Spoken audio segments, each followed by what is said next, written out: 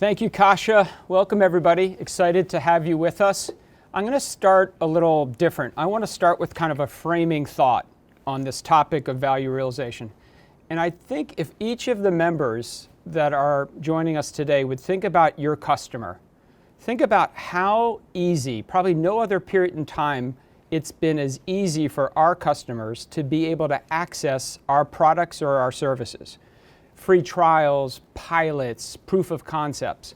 So what happens is when those barriers go down and access becomes easier, now the question is around retention. How do we keep them? How do we grow these customers?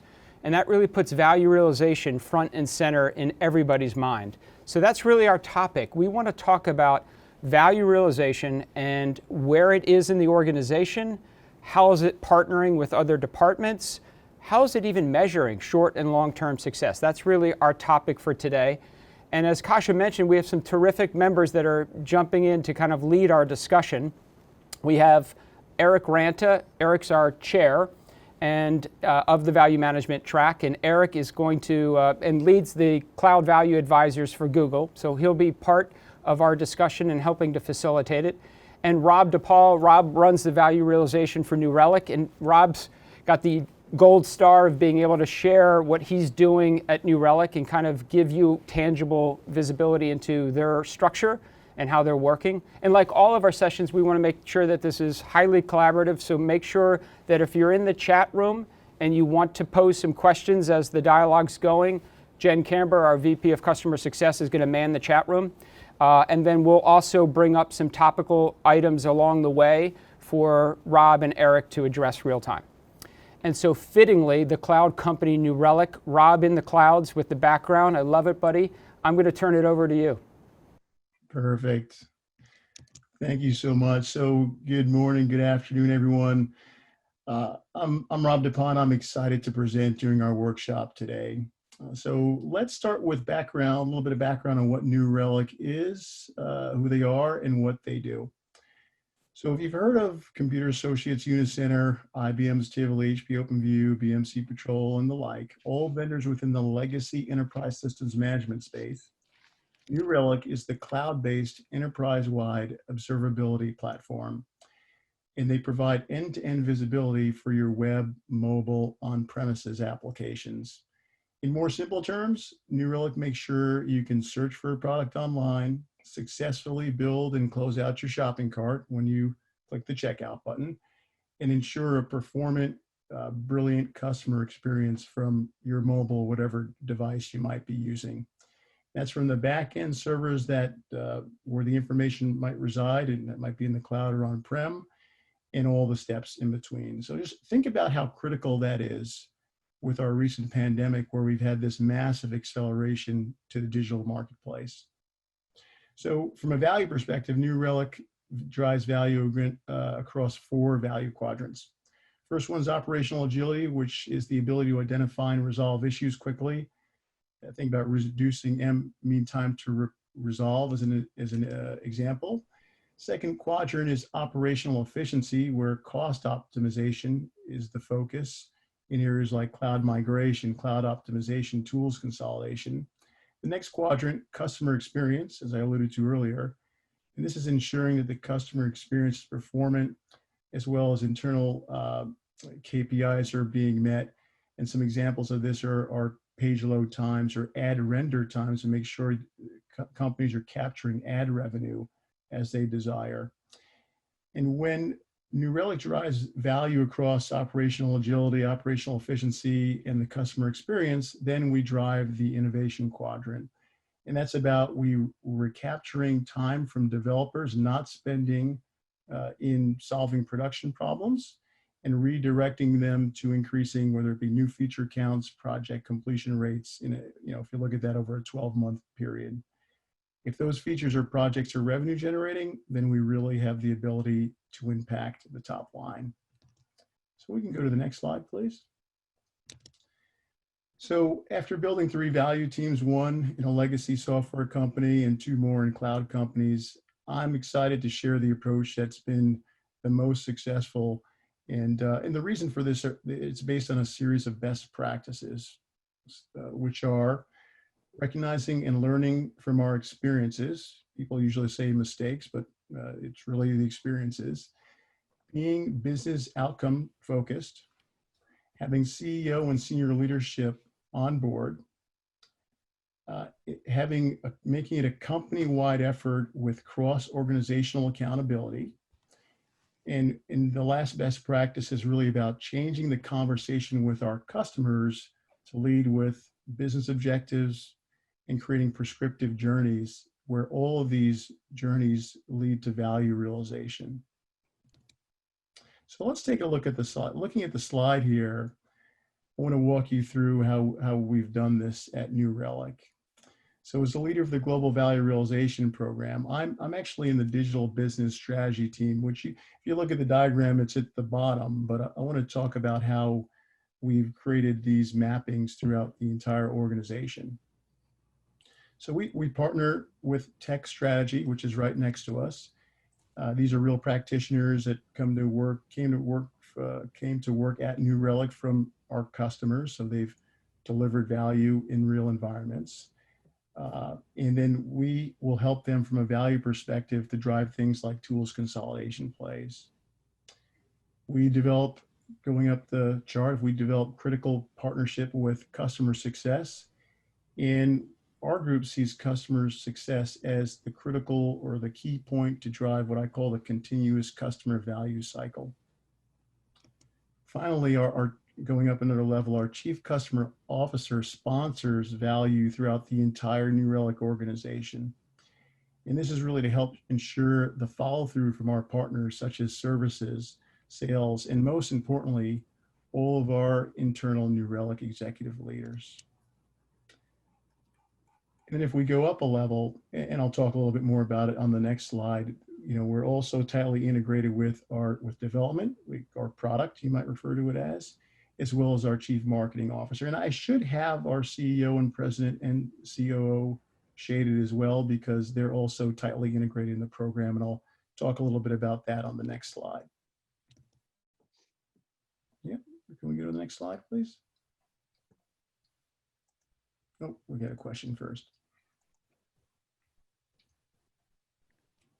Hey everybody, this is Eric, and let's before we get to that question, let's the question that we're going to ask the team. Let's have Anurag, who just threw something up in the chat, and I'll read it out. Anurag, our friend from Salesforce, his question to you, Rob: is digital business strategy also responsible for resales value engagements? So they're already a customer. Sorry for the typo. I meant pre-sales value engagement. All right. Thank you, Anurag. The great thing about having to be interactive, the answer is yes, right? So Nirvana for us is where we are involved in that business case up front, collaboratively working with the customer, and it is fact-based. Yeah. Excellent. Thanks for that, Rob. And folks, to kind of set up the question, one of the things that you noticed, and Rob was really intentional about putting up the organization chart, because where you reside and where you kind of report up to is one important dimension, and then an equal important dimension is all the constituents that you have to go through. All right. So folks, if you could do us a favor, and you can either talk about it in the chat or you can actually volunteer it here. Who does your value management team report up to? And what kind of outcomes do you get from that? Obviously, organizational design and reporting structures are intentional. Anybody has anything, please put it in the chat if you're inclined to do that, or raise your hand and tell us where you report up to and kind of what benefit that provides you.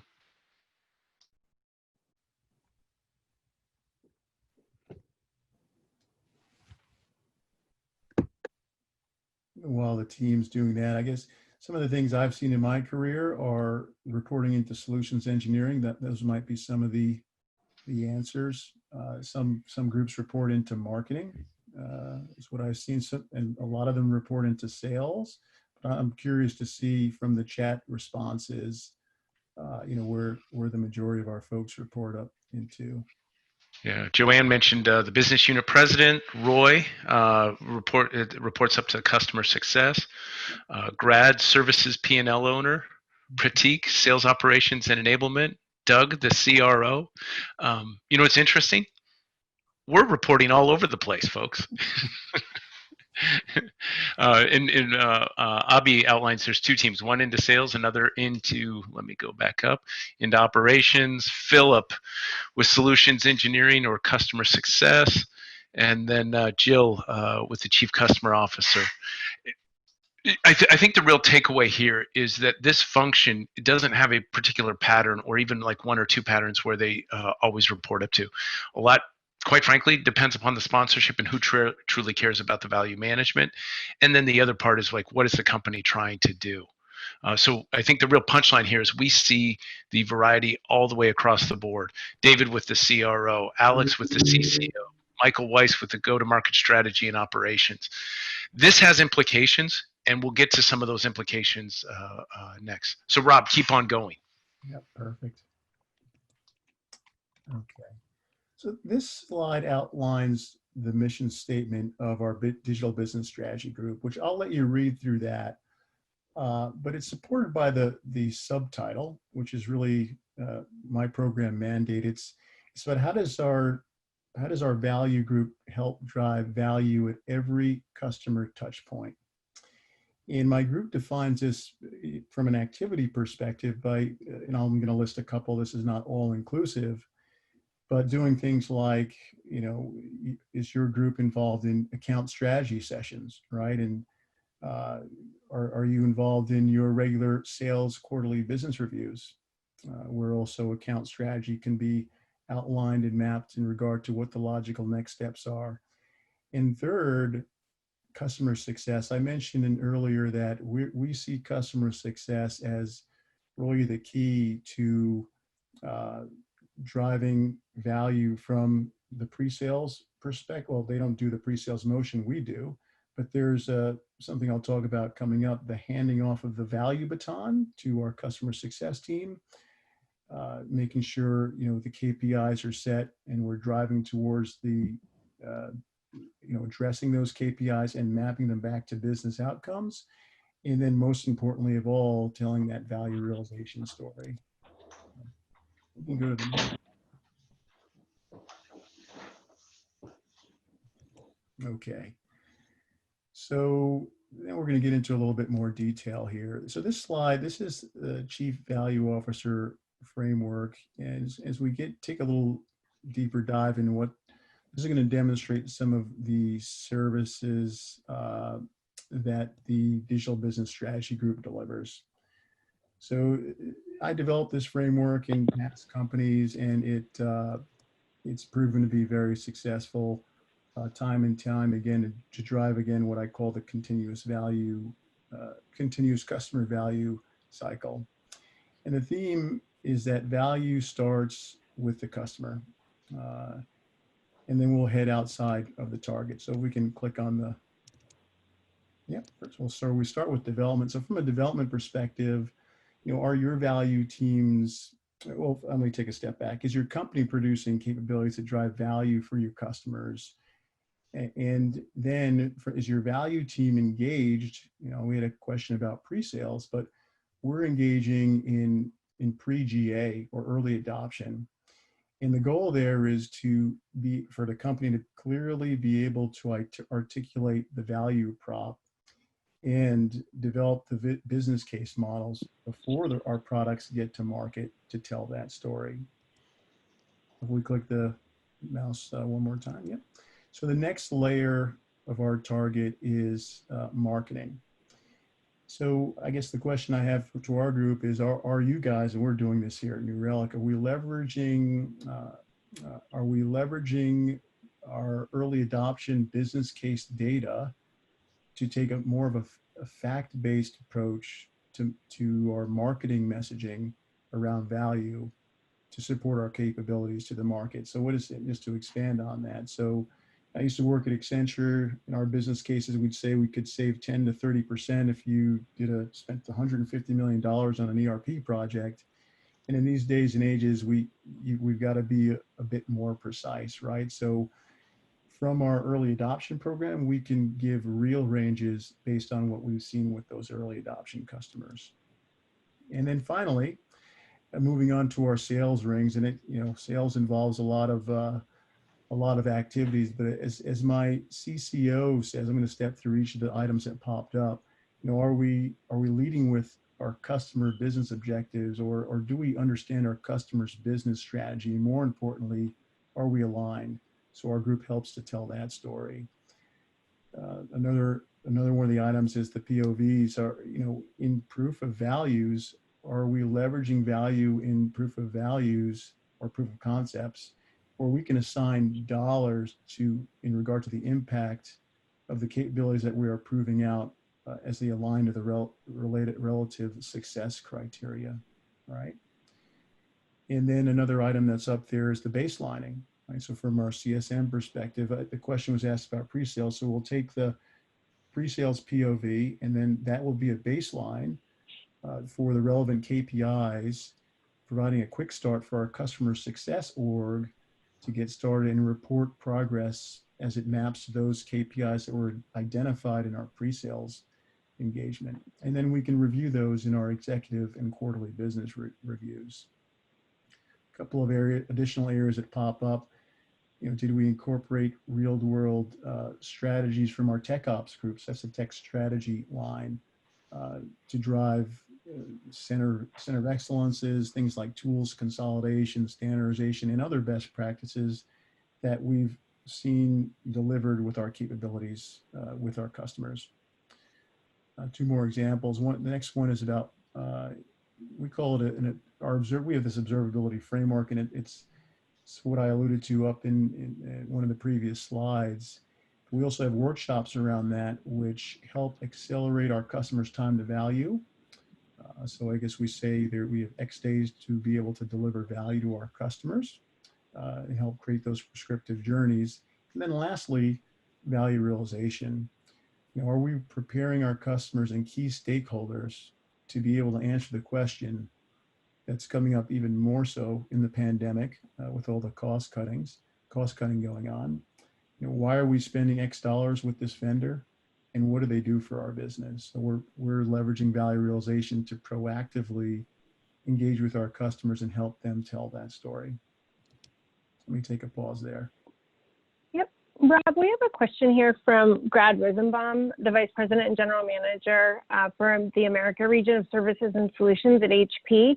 And he's asking in the chat if in a typical value management team, you could talk a little bit more about the size and also some of the roles in those teams. Yeah, definitely. So as my CCO said in a recent podcast, we have a very lean and mean value team at New Relic. Wow, that rhymes. But we've got about I think it's 6 people in US EMEA.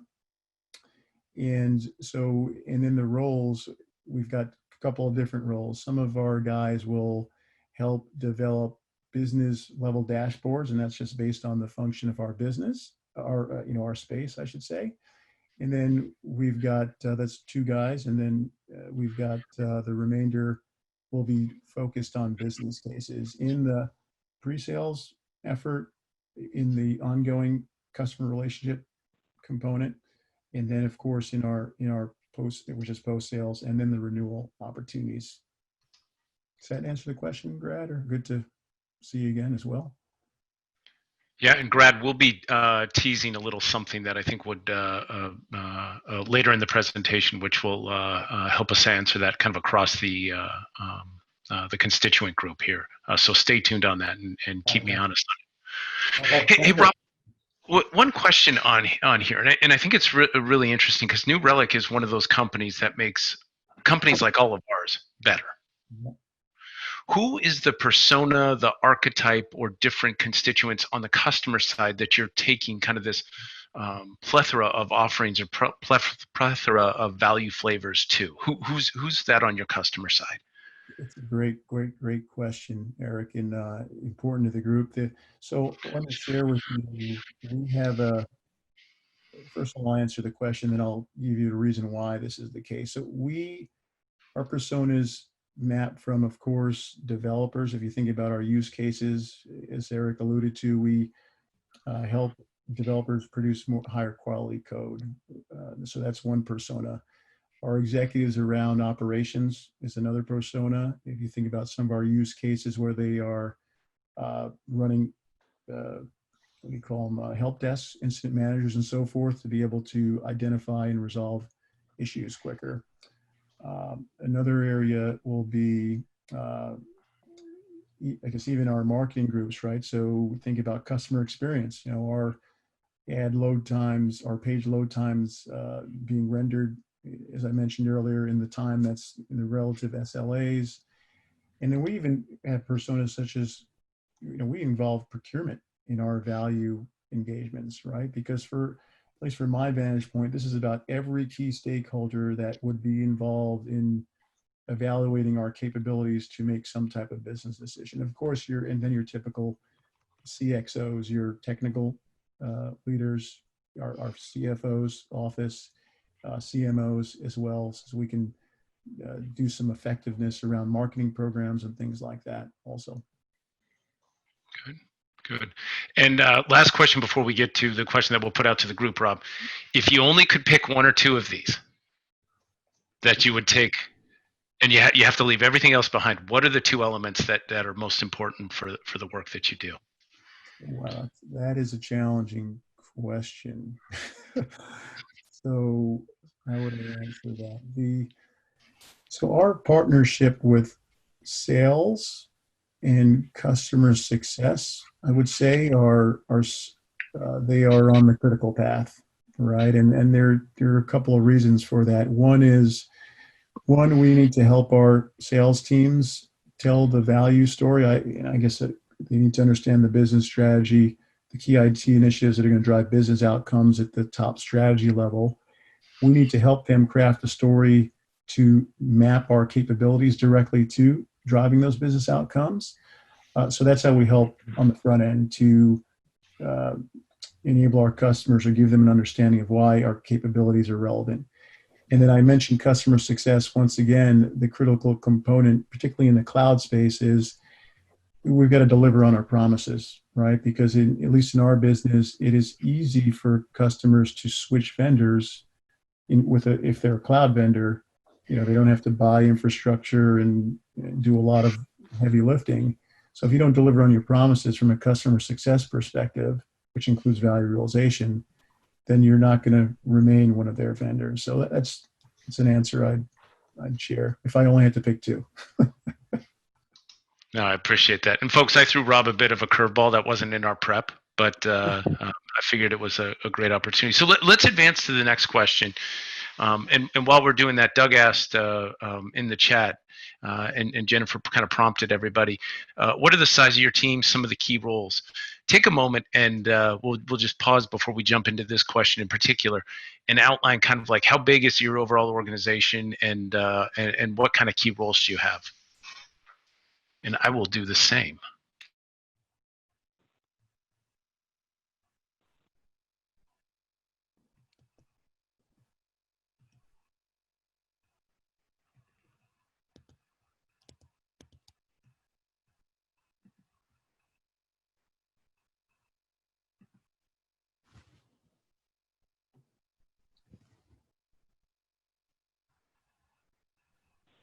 So the question, just to reiterate, is what are some of the key roles within your value management organization and what are the size of your teams? And I would add to, even maybe Eric, if you think it would be relevant, like, are your value management resources supporting the larger sales teams or maybe a subset of the sales teams? Would be interesting to know. Yeah. All right, so we're going to let some of these trickle in. And instead of reading each one of these off, if you could offer that up and just kind of look at the chat as we go, I think that'll be valuable. As I mentioned, we're going to share something a little bit later that'll, I think, make that clear. One of the interesting points that Rob brought up again was, you know, they partner with a lot of different groups and their value flavors, their value stories, their value messaging gets included in a lot of different areas. If we could get a couple of you to come off of mute and just kind of offer up, what are the functions that you partner with, the internal functions, knowing that we all serve customers and we all serve personas of different degrees. but what are the fundamental functions that you work with most closely? And I'll just give you an example. In Google Cloud, we are absolutely dependent upon the customer engineers, your traditional pre-sales. Sales goes without saying. But the other one that we find that we're quite a bit dependent upon is a really robust PSO and or partner. And those are kind of like motherhood and apple pie, but those are probably the two most important relationships to us. For us at Nuance, our customer success org relies a lot on our professional services teams, as well as our hosting and R&D. And while product is in there as well, it's really, we spend a lot of time with the cloud services team, as well as with R&D, specifically reviewing roadmap or critical issues that might have come up with a customer. Yeah, thank you for that, Joanne. Outside of sales, so I think sales is just given. Yes, sales, we'll take them for granted. Interesting point, Joanne. I guess on the org chart. So one of the things this Friday, I've got a call with our services group. So I mentioned that they drive the POVs, right? The success criteria, and then our group is working with them to integrate the value story with that fact-based data as well. So also a very critical point for us. And then, you know, there's an initiative to ensure, I think Disha mentioned it in the chat, but how do we talk about value at every area of the company, right? So that's from the services perspective, that's one great example to share with you guys as well. Now it's critical. Can we get somebody else to come off of mute and kind of share the functions that are critical to them? And if you don't watch, we'll start calling on you.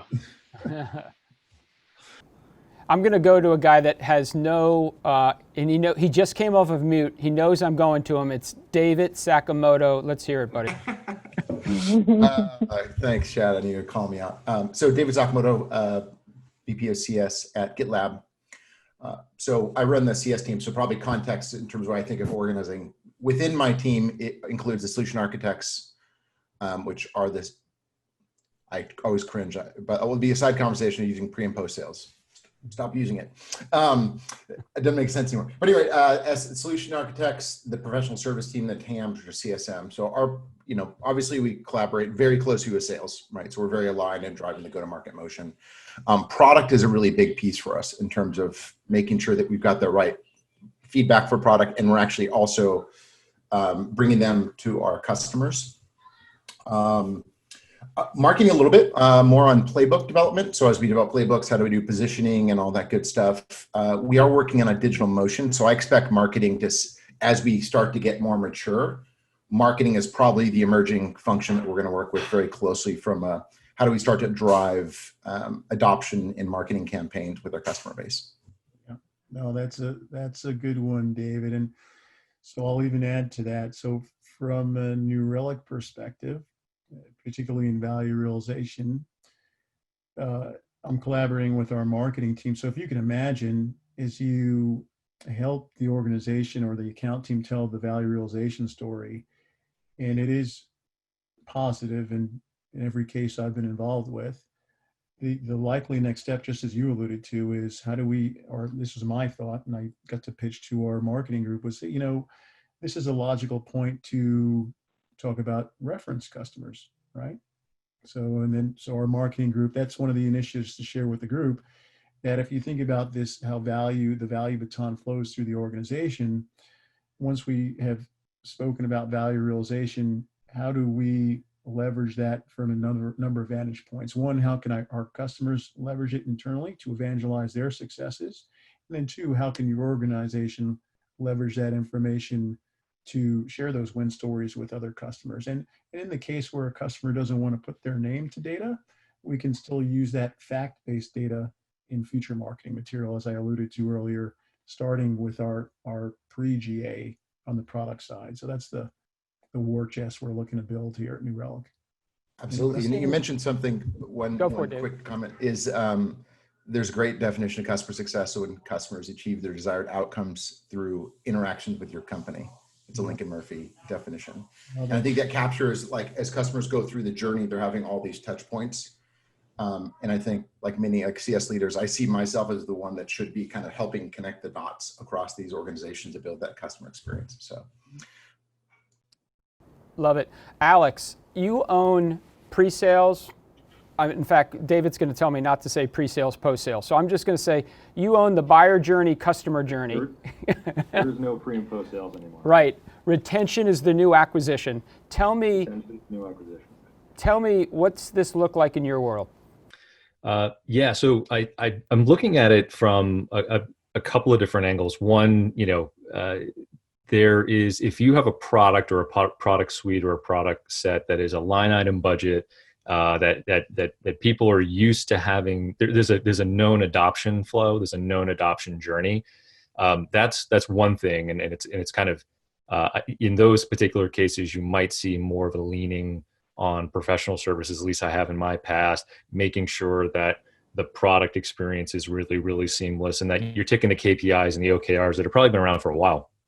If you are working within a company that either has an evangelistic product line or part of their portfolio is evangelistic, and it's really about change management, doing things differently, you're not a line item on somebody's budget, that becomes, I found that I'm leaning as much on marketing, leaning really, really heavy, to David's point, on product and on engineering, because in that dimension, you're going to have customers that you need to bring to the table for early adopter programs and beta programs and kicking the tires on new code and ways to kind of stitch things together as you're trying to traverse different business units and organizational changes and things like that. So within our world, where we've got, sorry, David, but pre and post, but the services organization together, plus renewals and customer success and tech support, all of that under one umbrella. For us, it's a little easier to stitch that together because we've got that kind of flexibility. But the evangelistic versus the line item budget technology thing is definitely where we have seen the need for customers to be engaged and at the table really early on, almost to the point where they're helping to shape product and product direction. Yeah. What I love about that insight is, so basically the maturity of your offering may dictate what other functions become relevant. So evangelistic, I'm really co-partnering with marketing to kind of refine the market product fit. That's really interesting. Abhi, what's your sense at AT&T, other companies you've been at, where do you see this value management spectrum? It's interesting. Way long ago, and Rob, this is a discussion standpoint, I was an early founding member of a company which Tivoli bought, which gave visibility. It was one of the early visibility and maybe some can give some insight into some of the issues we faced out there. But one of the problems we face at AT&T is this function is very divided across different groups. So for example, the artifacts are prepared by what we call segment marketing or channel marketing. Okay, and it is only restricted to the upper end of the customer, so the enterprise customer segment, and then the large kind of federal and state areas. The small teams are kind of on their own for these areas simply because of the size of the organization. They are the ones who are delivering it. They partner very closely in the QBRs that happen, the quarterly business reviews. The sales team partners, the solution engineering team partners with the customer service teams, right? Success manager service teams. But the materials for many of the elements for reference studies, case studies, value gets prepared by the channel marketing team. And one of the issues that I've seen out here is that having so many people touching it, if you don't have good coordination, you lose the thread of producing that which is critical to be used in that QBR at the moment of truth of when that value realization element is being delivered. Yeah. I don't know if anybody else kind of has that observation or faces that issue at all. I love that. And in fact, let me do this because I'm going to do a real-time call out on Abhi's point about coordination and orchestration. So we've got Pratik, who runs value management for Sumo, and we've got Dion, who runs the whole customer success. How do you guys at Sumo look at that coordination and orchestration? Hey guys, this is Pratik with Sumo Logic. I work very closely with Dion, and the idea with our plan is we want to create a seamless vision in our processes when we are talking about acquiring a new customer and helping them understand the value proposition and the areas in which they will derive value, which then becomes a part of the customer success plan and the customer journey that Dion and her team will take the customer on. And if we do this in a good way before acquiring them as an actual customer, then the conversation becomes very organic and becomes a natural conversation. So we are on this journey. We still have a long way to go. We still need to perfect this. We are far from that, but that's our vision, and we are embarking on that. Dion, anything to add? Yeah, I mean, and it's funny because Pratik and I were kind of slacking each other during the sessions. It's been pretty insightful and just some food for thought. I mean, so yeah, in addition to, I mean, I love the fact that Pratik and the value office owns ensuring that we want to make sure that our customers feel no difference between the pre and post. It should look, all the assets should look the same. The customer success plan should look like the artifacts that they created to document value to justify the initial purchase. And so all that groundwork has been laid out. I think one of the things I'm thinking through just listening to this is we put more of the consultants in customer success, not in the value management office. The people who actually are the experts at talking about the value. We try to enable the whole team and sort of SME it in the CS organization. But I think it makes some sense to put those resources potentially in Pratik's org because his is more global, that crosses the whole sales and CS motion, where my charter is very much focused all on the customer success renewal side. And like everyone said, it's really one motion.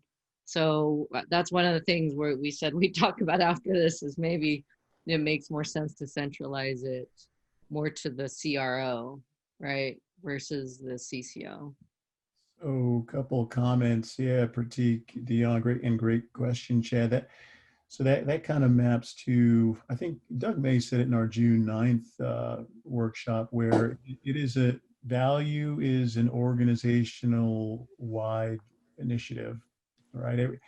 And as Dion just alluded to, so for us, our group is enabling, and I hit on this, we're enabling our customer success group to be speaking value in their quarterly business reviews, right? We're enabling our technical folks to be able to highlight the value in KPIs to hand off that value baton to our customer success group as well. So maybe we're trying to turn our customer success folks into the consultants as Dion described, but and then the sales team, of course, is the most critical, is also a very critical component, right? Because in making sure sales plans are aligned, because if they're not incented on value, that's certainly not what they'll sell against. So sounds like that's kind of reiterating that it's a key factor.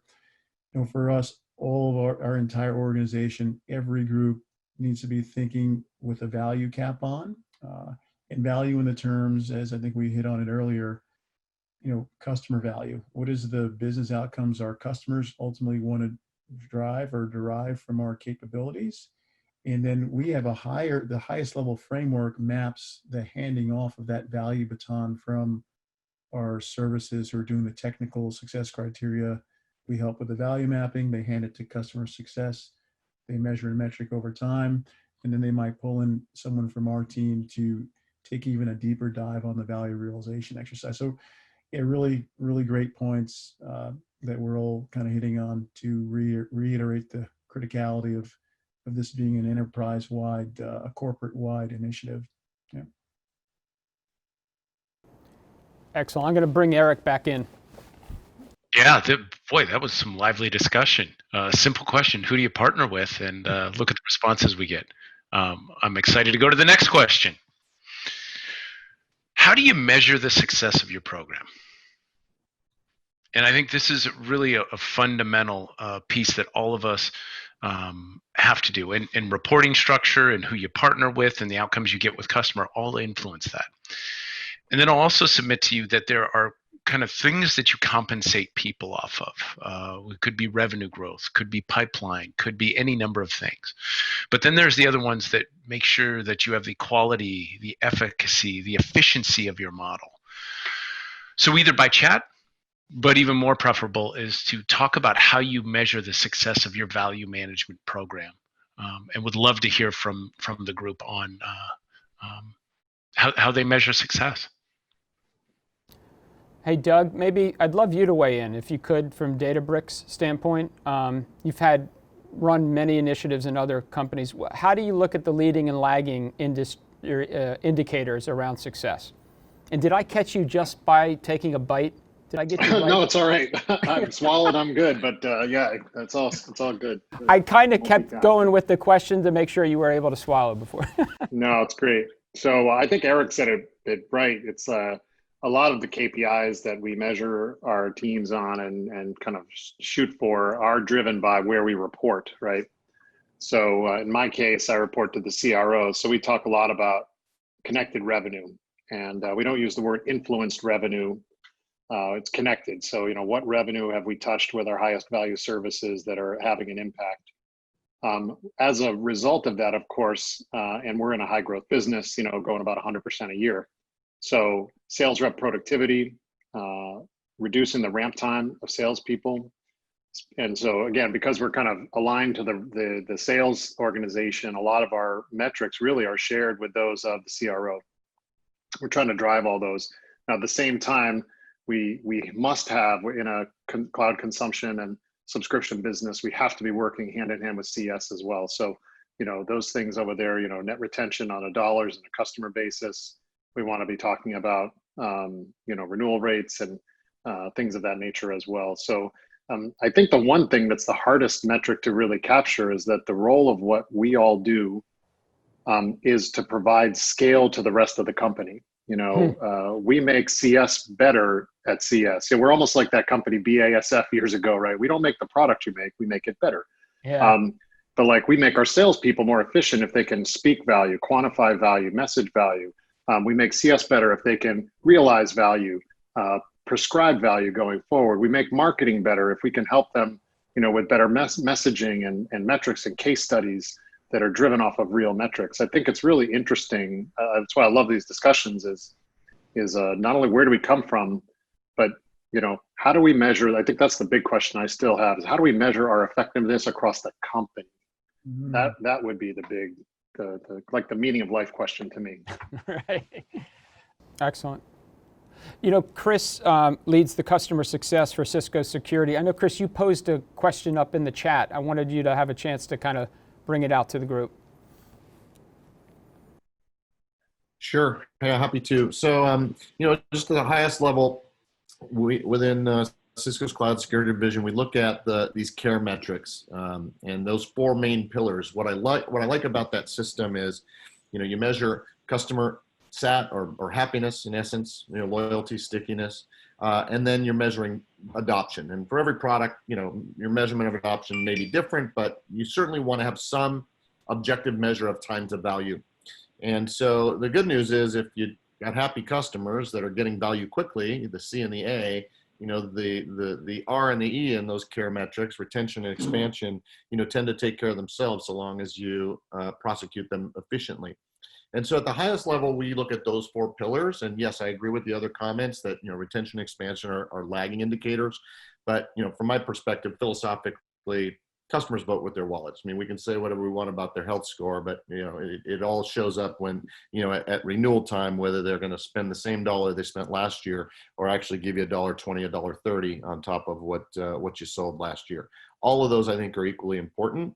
The other side comment I'll make about those care metrics is that regardless of the function you have within CS, whether it's global support or CSMs or adoption teams or advanced services or renewals or customer advocacy, et cetera, you can actually apply those 4 pillars and just have a weighted average depending on how much influence that team has on CSAT, for example, or the renewals team would be highly skewed towards retention and expansion. But you can use the same measurements for every functional area and then use that as your variable comp indicator. Anyway, I'll stop there and happy to take any questions. Really also, good. I wanted to say thank you, Rob, for both leading and seeding such a lively conversation. This is fantastic. So thank you, man. Absolutely. Rob, any reactions to the care metrics or some of the other dialogue on how you think about it within New Relic? Yeah, I think I love Doug's, I call that the Nirvana picture, and I've got some ideas on, and I'll share with you on how we measure how value impacts all areas of the business. I think that's kind of neat, but everything that everyone mentioned is spot on, right? I won't repeat the typical metrics of retention, expansion. But one of the areas I want to make a comment on effectiveness of leveraging your value assets and value resources. So in a past life, I've developed a reporting scheme on how to measure that, and I'm just going to share a little bit about it with you.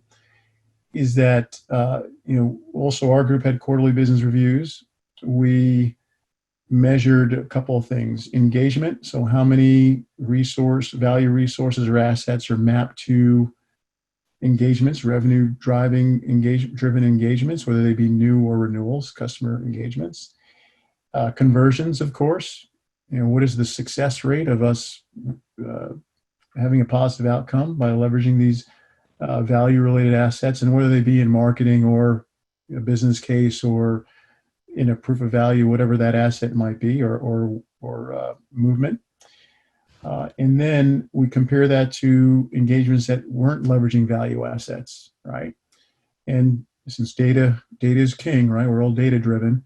We do some analytics and do kind of a post-mortem on what worked best and what work didn't, right? So yeah, just in summary, some ideas on how to measure effectiveness of your value resources and assets. I agree with all the data points. Those are all the standard, CS, revenue and productivity. But I think a key is it's not about measuring activity. It's about measuring outcomes.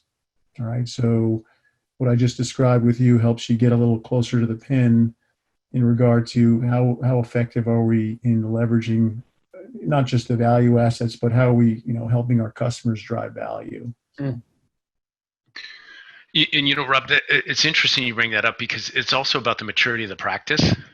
Like you can measure more and affect more the longer you've been around. One of the things we successfully did at Google when we started this practice, a little over a year ago, is we said we want to be measured on one thing externally in the organization, and that's bookings.